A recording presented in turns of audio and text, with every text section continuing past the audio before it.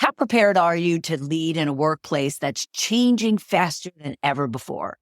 As corporate executives, you're facing unprecedented challenges, shifting workforce dynamics, evolving employee expectations, and relentless demands for adaptability.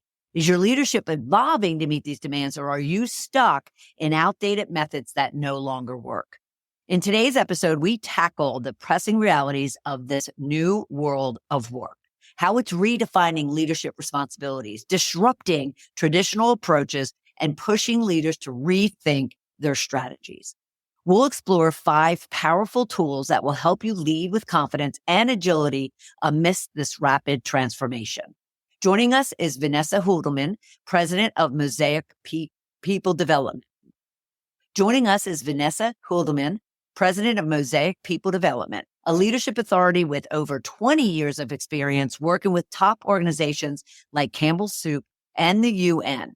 Get ready to change your perspective and level up your leadership game. So let's dive in. Welcome to Shedding the Corporate Bitch, the podcast that transforms today's managers into tomorrow's powerhouse leaders. Your host, Bernadette Boas, executive coach and author, brings you into a world where the corporate grind meets personal growth and success in each and every episode. With more than 25 years in corporate trenches, Bernadette's own journey from being dismissed as a tyrant boss to becoming a sought-after leadership coach and speaker illustrates the very essence of transformation that she now inspires in others with her tips, strategies, and stories.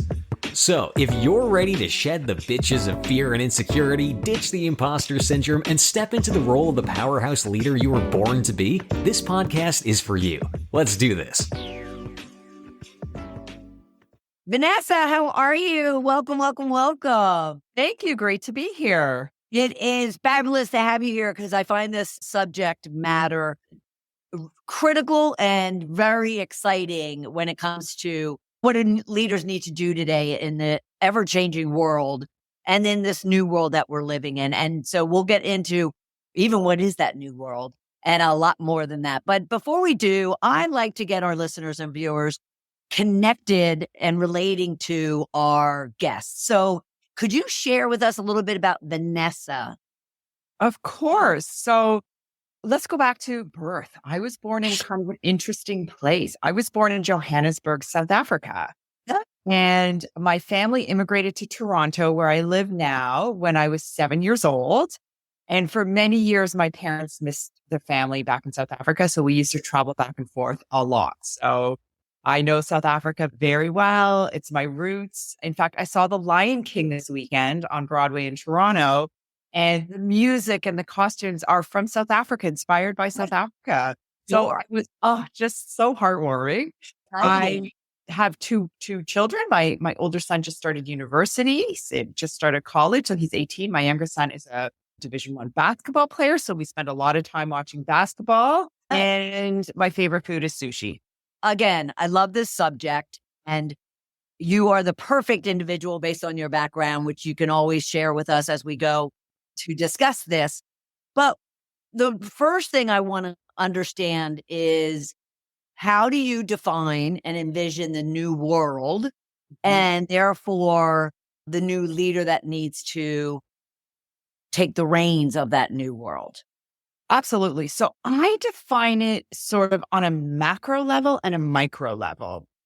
So the macro level is really around what's going on in our environment. Dramatic environmental changes, virtual first workplaces, massive amount of rapid change. Organizations are getting a lot more focused on bottom line, I find, and on data analysis. So that's a huge change. Just the way people are working has changed so much. So that's the macro.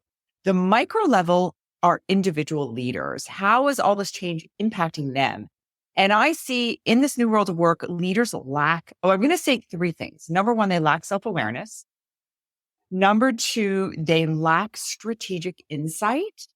So a lot of leaders are told they need to be strategic, but they don't know what it means. The third thing on more of that micro level that I'm seeing is promotion without education. So because organizations are moving so quickly, this new world of work leader is launched into a new role without a lot of education. And as we know, there's different levels of leadership, and every level of leadership requires leaders to learn new skills and behaviors. Even moving from an individual contributor to a leader for the first time requires new skills and behaviors. So those are some of the trends that I'm seeing right now.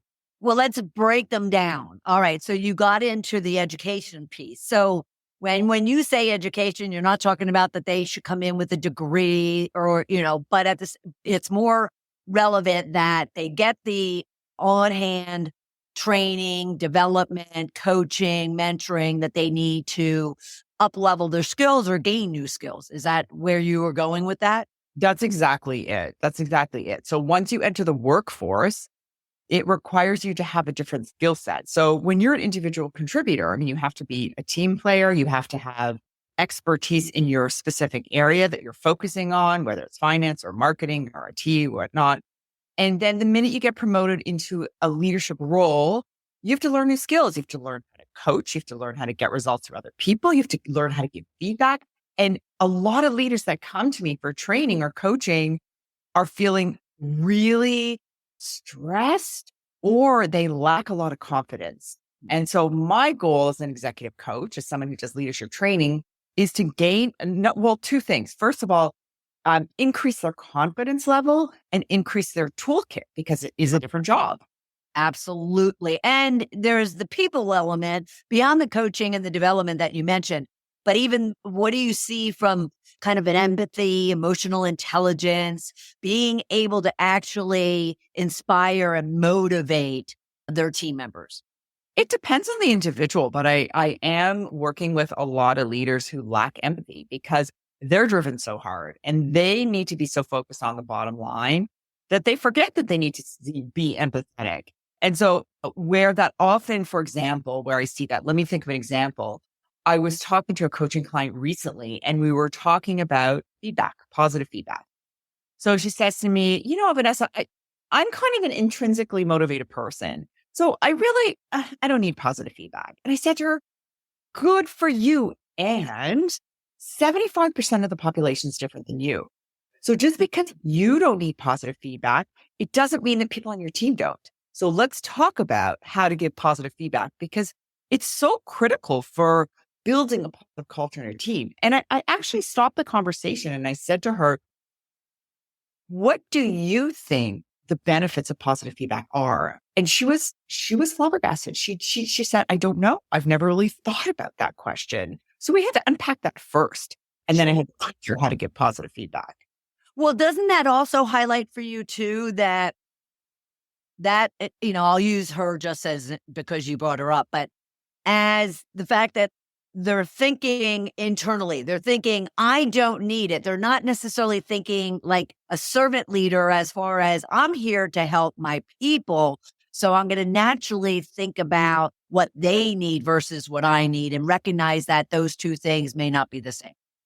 Oh, 110%. And so I always tell leaders, when you become a leader, you have to learn how to change or adjust your style to meet the needs of your team. Right? So they go, why? I'm like, well, because you're a leader. That's why. Like, why can't they, I'm the boss. Like, why can't they change or adjust their style to meet my needs? I'm like, no, that's old school. We don't work in the new world of work. Right. We don't work like that anymore. So that's education. I'm very intrigued because I hear it quite a bit myself, is what you said about that leaders need to be strategic and they're not quite sure what that means. So what does it mean to you? And what does it need to mean to, the managers out there who want to be leaders, but are lacking that strategic viewpoint? So people don't realize there's actually 3 parts of strategy. There's strategic thinking, strategic planning, and strategic implementation. So the first thing I do when I work with leaders is break it down.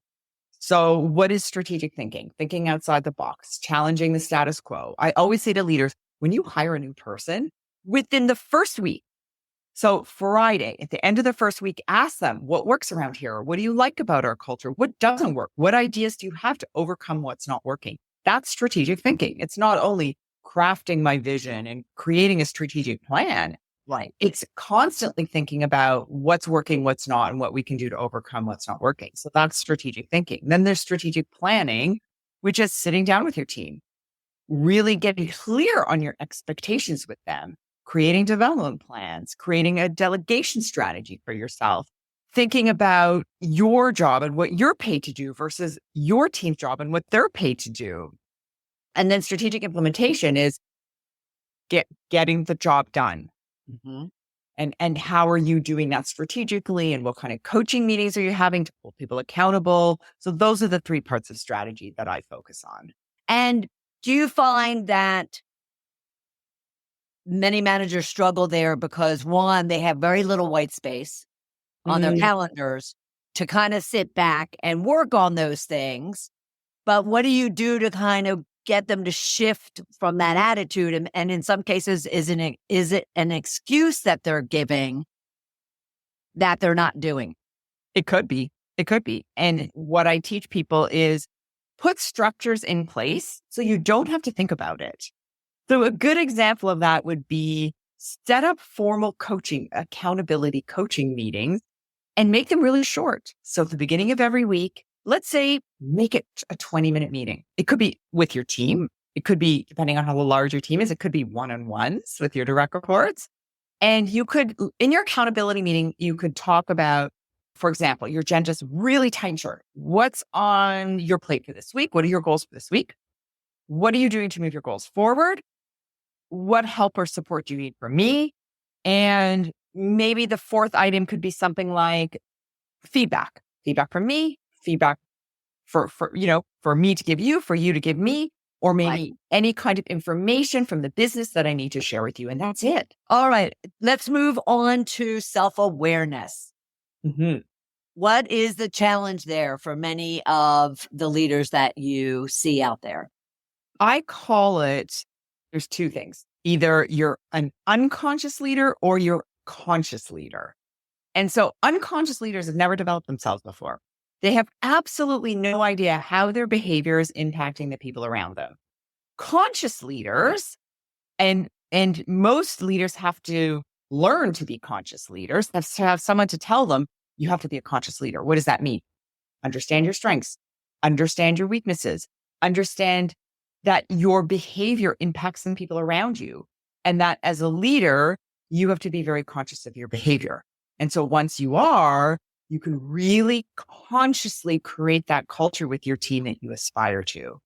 Would you say that these are kind of the biggest shifts that leaders need to make in order to really adapt and be impactful leaders in this new world of work? Absolutely. Absolutely. And it starts with, I think about it in terms of 3 pillars of leadership success. So you have to know yourself, manage your team, and lead your business. So the know yourself is that self-awareness piece, is that conscious leadership. The manager team is how to coach, how to develop, how to give feedback. And then the lead your business is managing change. It's that strategic, executing strategically piece that we talked about. It's also prioritization. I mean, so many leaders in terms of time management don't know how to manage their time, don't know what their priorities are. So that's actually part of the strategy bucket 2 is being super clear on your priorities. And when I work with a leader and they don't know what their priorities are, I say to them, well, go speak to the person you report to and get that clarified, because you can't clarify your expectations with your team until you know what's expected from your leader. Now, if it's a CEO, maybe they need clarity from the board. For example, I have a CEO who his organization, he's been running the organization for 5 years. There's no strategic plan. So I said to him, what's the reason you don't have a strategic plan? He's like, the board hasn't developed it. So then I said, well, what's the reason you haven't talked to the board about developing it? Right? He said, I never thought of it.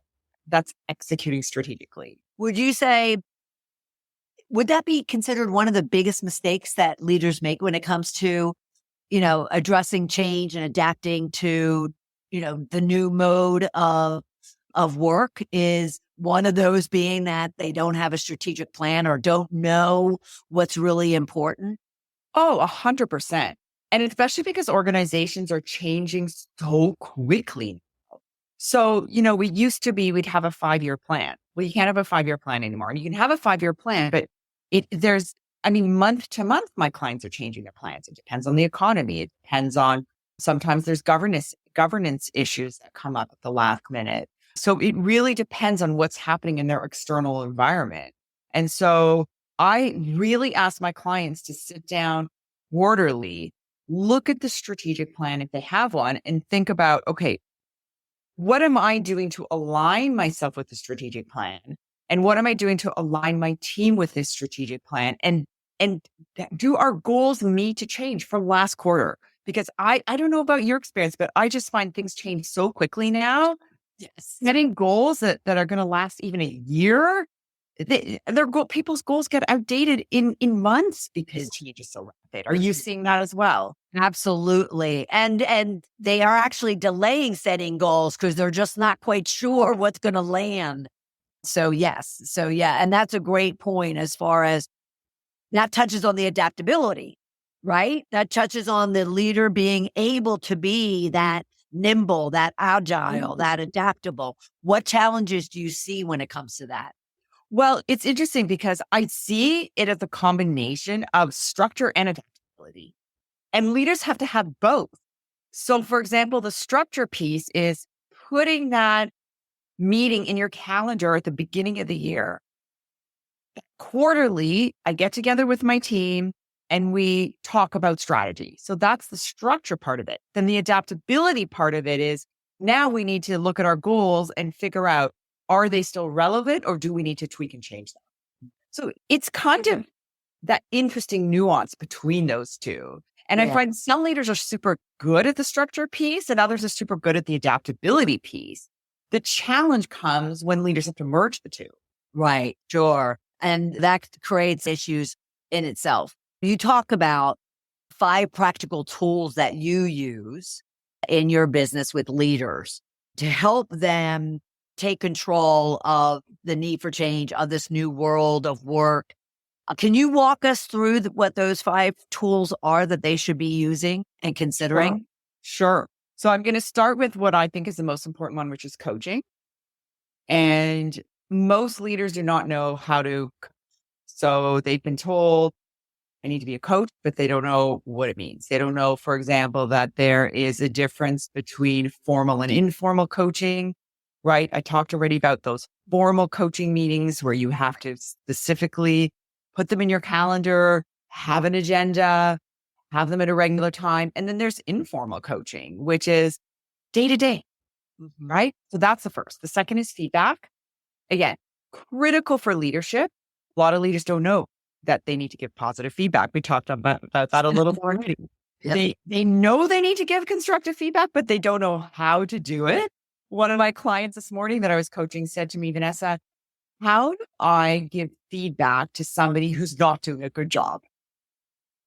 Right? Because she said, it was quite interesting. She said, I know that I need in this new world of work to be a nice leader, but can I still give direct feedback? So these are things that leaders are worrying about. They don't know how to give direct feedback and still be that new world of work leader where you have compassion. Right. Because we've all been there.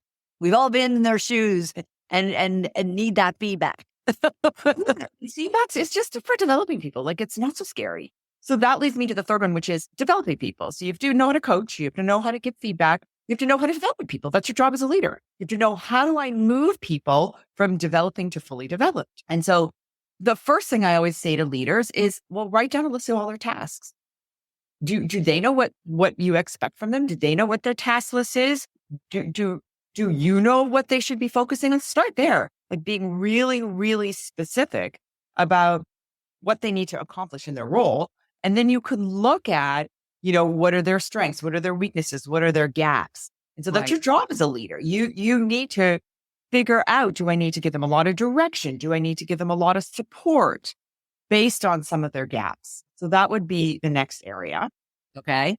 So we've got coaching, feedback, developing. Delegation is the other one. Delegation is so critical for business. When I talk about leaders, we talk about the fact that there are huge benefits for you, for them, and for the organization when you delegate. For you, it's getting stuff off your plate. It's allowing you to be more strategic. for them, they can learn and grow. They can't learn and grow if you don't delegate.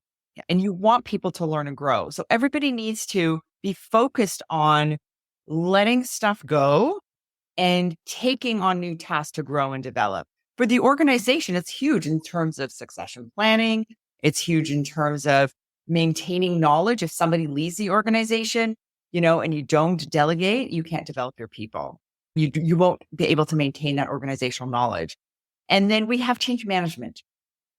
So again, it's so important to understand the barriers to change, why people resist change, how to overcome resistance to change, how to communicate change. If that's your job as a leader today with so much change, you have to know how to communicate it and how to move people through some of those barriers to change. Some of those other things that you touched on, such as like prioritization, leading the business, managing the team, all could fit into one of those 5 things. Because the first thing that jumped out at me when you were talking about delegation is whether or not the individual knows the difference between dumping and delegating. And based on like even what you said about the listing of skills, of each of their people, so they know that they could be delegating things that maybe fall outside their job description, but they're good at it. Would that be a strategy that you would use? Oh, for sure. It's great to leverage strengths. I always say when you delegate, think of who you're delegating to, why you're delegating to them, what you're delegating to them, and how you're delegating to them, right? So the who is, if I have a larger team, some people just have one direct report. So they know who. But some people have 3, 4, 5, 6 direct reports. Think about who. What are their strengths? Who needs to develop in this area? Who fills my gaps? Leaders have gaps. It's impossible for leaders to be good at everything. So think about the who. Who is that person on my team that can do it better than me? Right. And hire for people like that too, right? Hire people who can close your gaps too, right? The how is how much direction and support do I need to give them? If they've been doing this task quite a lot already, I don't need to give them a lot of direction. I could just give them some coaching and some support. But if they're brand new to the task, I've got to be super directive. Lay it out. Here's how you do it. Give them a little piece of it. And a lot of leaders hold back on delegating because it's such a big task that it's overwhelming. And I say, well, just break down the task. Break it down into smaller pieces. Delegate the first piece. Delegate the second, right? That's part of the how of delegation. So delegation itself is an art. Yes.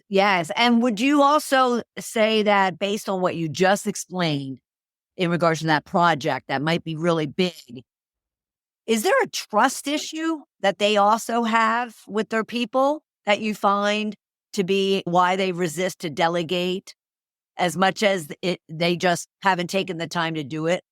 Oh, of course. And I think often leaders don't have that learner's mindset, right? So they forget, what was it like to learn to do this? Because, at one point they were new to this task as well. And so I would say, honestly, 9 times out of 10 leaders don't trust their teams to delegate because leaders are delegating incorrectly. They're throwing stuff at people and saying, just go do this. Right. Just go do this presentation for the executive team and bring it back to me. And they bring back the presentation. This happened to a client of mine recently and it's terrible. Well, why? Well, they've never done it before. So what do you say? What do you say? Right? They can't read your mind. Just know what you want. So that's knowing the difference between when to be directive and when to be supportive.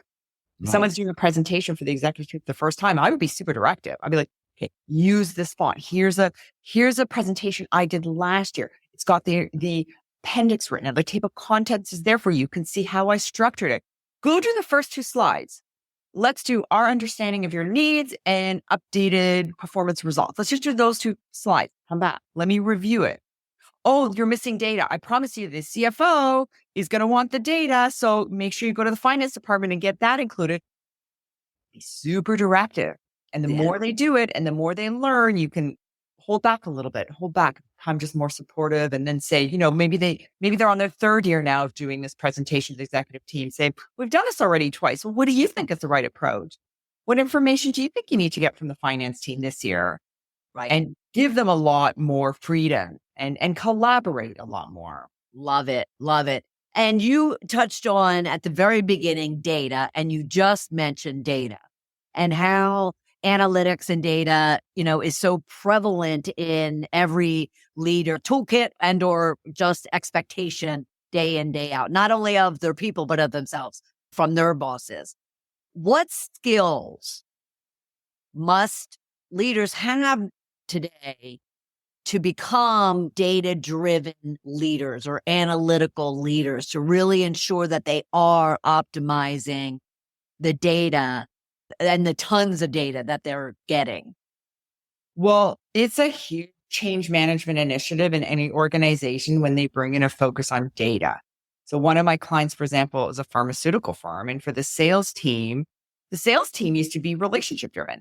So that was the focus of their development, was all about how are you building relationships and how are you following through and how are you nurturing those relationships?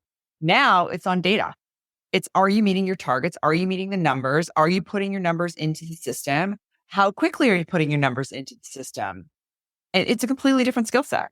Mm-hmm. So this is a huge change management initiative. And anytime organizations change, they think just onboarding a new system like that, that's easy for people to adopt to. No. Right? We are creatures of habit and we are programmed not to change. So that's a huge change management initiative. And would you say that not only internally are they being forced to change into that analytical mindset, but the customer is also very data driven and they're taking the whole relationship, how well do I know, trust, and want to do with you, to be more okay, show me the bottom line of how you can help me? I think it's a combination of both. I still do think relationship is king. It's so important. It's not a one or the other to me. What does the modern leader need? If you were to give us one or two things that if they were to leave this conversation with us right now, they should focus on what? Okay. So I'm going to give you a continuum. And the continuum is going to be task on one side and relationship on the other. And I'm going to say the modern leader needs to be in the middle. They need to have a balance between task and relationship. So task is getting results, getting the job done. It can be also how you implement the task, like doing it in a very growth mindset way. The relationship is that piece around building a high trust team, developing those strong relationships, coaching your people, giving them feedback. So in my mind, it's not okay to have either or. You have to have both. And for leaders to think about that continuum, sometimes you need to be more on the task side. Sometimes you need to be on the relationship side. But overall in your leadership practice, you have to have a balance of both. Right. And for them to find that, if they are lacking it, what really should be their focus? It depends which way you're lacking. So you have to think about, and that's a great question because I find leaders tend to be on one end of the continuum or the other. Some naturally go to the task side and some naturally go on the relationship side. And so the first thing I would say to you is, what's your natural tendency? If your tendency is to focus on tasks, I'm going to say, what is one thing that you can do to dial up your focus on relationship? And that's going to be your development plan for 2025. If you're on the other side and you really drive your leadership practice through relationship, I'm going to say to you the opposite. What is one thing that you can do to dial up your focus on task? And that's going to be your development plan for 2025. Awesome. That's fabulous. I love it, love it, love it. Vanessa, this has been fabulous. So many tips and great practical strategies. I so appreciate you contributing to our growth and our ability to be better leaders in today's new world of work. Thank you so much. Thank you for some great questions and really engaging conversation today. You're so welcome. What a powerhouse conversation with Vanessa Judelman of Mosaic People Development. It was packed with just practical tips and strategies and advice for you to really level up your skill and capability as a leader, to really become a powerhouse leader. She talked about 5 tools that she educates her clients on that they need to possess in order to really be the impactful individual that they want to be in the workplace. And that was coaching, feedback, development, delegation, and change management. And she broke them all down so you can really kind of see discreetly what it will take for you to really up-level your game. And then she talked about the 3 pillars that if you were to focus on anything, these 3 pillars are the foundation of leadership. And that was to know yourself, manage your team, and lead your business. And again, broke those down to really help you understand what exactly that means. You can literally replay this episode time and time again, share it with your team members, make it as a lunch and learn where you all come together and even listen to it, and really come up with a plan for yourself and each other as far as what you want to do to really become that powerhouse manager, leader, contributor, team member, employee for your business. It was a fabulous conversation. I thoroughly enjoyed her sharing all of it with all of you. And to go even deeper with Vanessa, you can pick up her book, Mastering Leadership. You can go to mosaicpd.com and check that out in Kindle form or in paperback. And it's a practical, almost like workbook that will share stories and examples and illustrations of all the talking points that we talked about today and so much more, and then allow you to actually engage with the book in order for you then to adapt it into your own leadership style. So again, go to mosaicpd.com and look for her book, Mastering Leadership. It was a fabulous conversation, and I was so honored to have her to share all of that with all of you. Now, if you should, beyond the conversation that we have today, still struggle to really understand who you are as a leader and what it's going to take for you to be that powerhouse, then don't hesitate to reach out to me at coachmebernadette.com/discovery call, and let's have a conversation. I am so happy that you are here with us this week, and I'll look forward to having you right back here for another episode of Shedding the Corporate Bitch. Bye. Thank you for tuning in to today's episode of Shedding the Corporate Bitch. Every journey taken together is another step towards unleashing the powerhouse leader within you. Don't miss any of our weekly episodes. Subscribe to our podcast on Apple Podcasts, Spotify, or wherever you love to listen. And for those who thrive on visual content, catch us on our Shedding the Bitch YouTube channel. Want to dive deeper with Bernadette on becoming a powerhouse leader? Visit balloffirecoaching.com to learn more about how she helps professionals, HR executives, and team leaders elevate overall team performance.